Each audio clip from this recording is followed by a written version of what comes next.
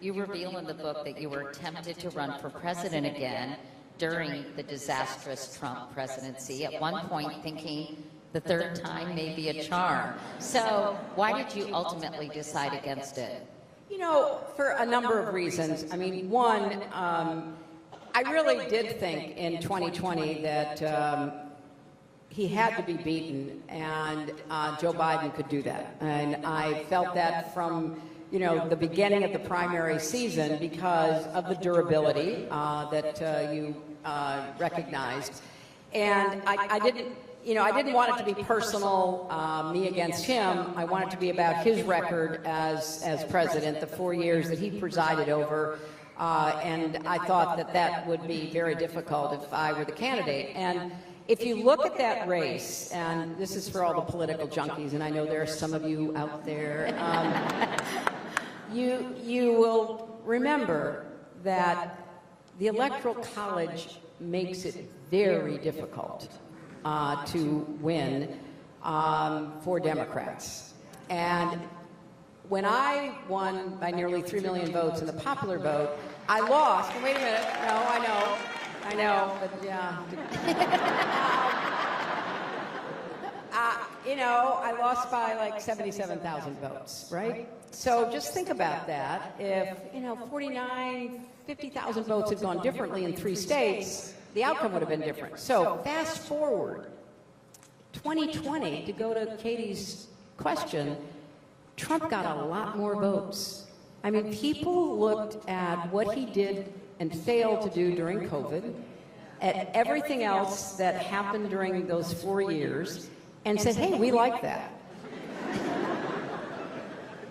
Biden got more votes than anybody's ever gotten for president and won the popular vote by, you know, more than 7.5 million. But here's what I want you to understand, why I want you to work really, really, really hard for the next 50 days.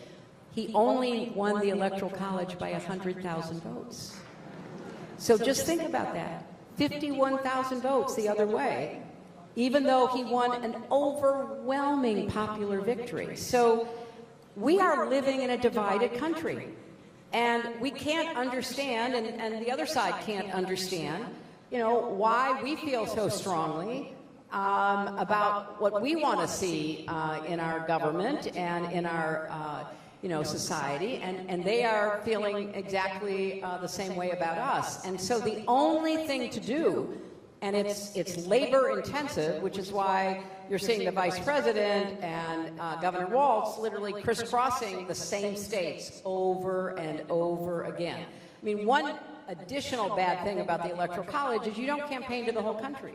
You campaign to 6, 7, 8 states, and that's where the ads run, that's where the candidates travel, that's where the organizers are deployed. So you will see over and over again those same states, and that's why we need all of you who care about the outcome of this election to do everything you can to help us win those states, because they will be close. It seems insane, but it's never going to change, is it? The Electoral College, you know, I came out against the Electoral College in 2000 in the Gore-Bush race because, you know, it was our first indication that, you know, the Supreme Court wanted to rig our elections, basically, which they did in the Gore v. Bush decision, which is a terrible decision. We've had a lot of other terrible decisions since then. But I said, look, if you want people to feel invested in their country's democracy, you have to make them feel their vote counts. And if you're in an all-red state or an all-blue state and nobody campaigns to you during the presidential years, you know, it's hard for you to feel that you matter. And so I think it's an anachronism. It was one of the many compromises that were made back in the, you know, Constitution, and our founders did that.